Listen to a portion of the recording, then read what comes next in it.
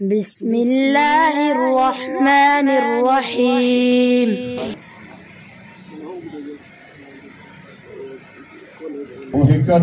हलीमा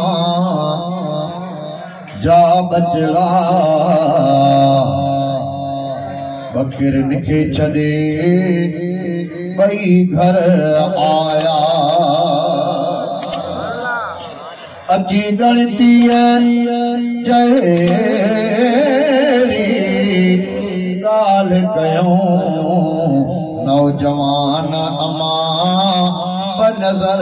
आया हिक ॾींहुं हलीमा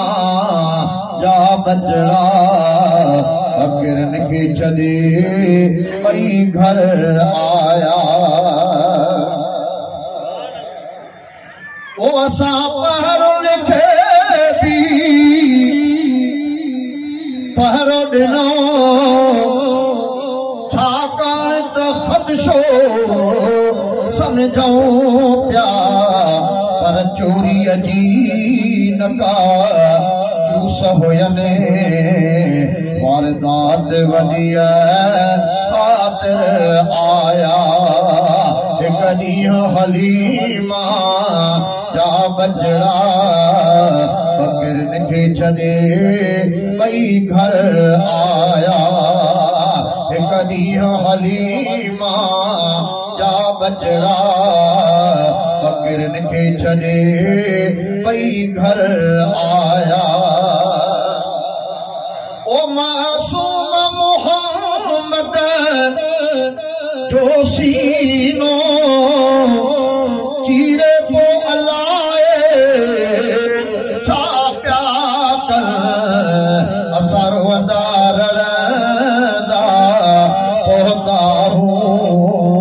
असां रोअंदा रड़ंदा पोहता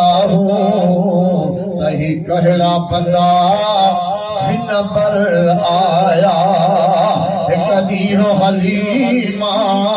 जा बचड़ा बकिरन खे छॾे ॿई घर आया ओ हली तुरंदो हलीमा हुअर खे वठी पेरन में जुती बिन पाताऊं अणखील कुरेश किथ ठहंदा धर्मन जा धिका अॼु दर आया हिक ॾींहुं हलीमा जा बचड़ा बकिरन खे छॾे ॿई घर आया ओ आया त ॾिठो अरबीअ खे आहे चाकू चमोधण चारे थो महबूब मोहम्मद ते सलवात परसियाणा सब सूर मिटजी वेंदई दिल जा नवा पुराणा सलवात पढ़ंदड़नि खे जन्नत वठाए ॾींदी सैयद हुजनि या चाचड़ या सोलंगी मुहाणा महबूब मुस्तफा ते सलवात परसियाणा ओ आया त ॾिठो अरबीअ खे आहे चाकू चमोधण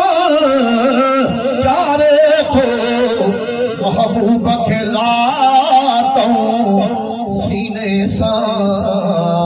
महबूब खे लातऊं सीने सां भली भागे रे जे भर आया हिक ॾींहुं हलीमा जा बचड़ा बकिरन खे छॾे ॿई घर आया हिक ॾींहुं हलीमा जा बचड़ा बकिरन खे छॾे ॿई घर आया ओ महबूब चयो त मलाइका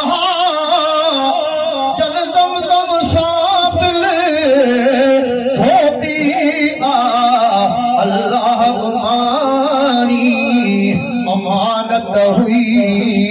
उहा ओतण मुहाज अंदर